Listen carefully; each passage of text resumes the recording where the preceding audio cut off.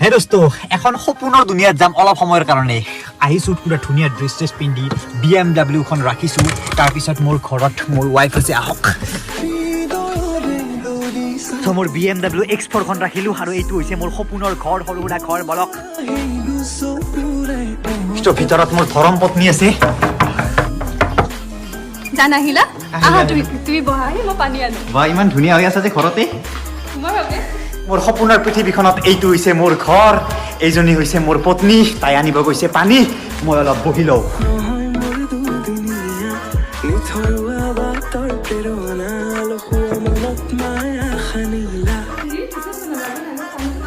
okay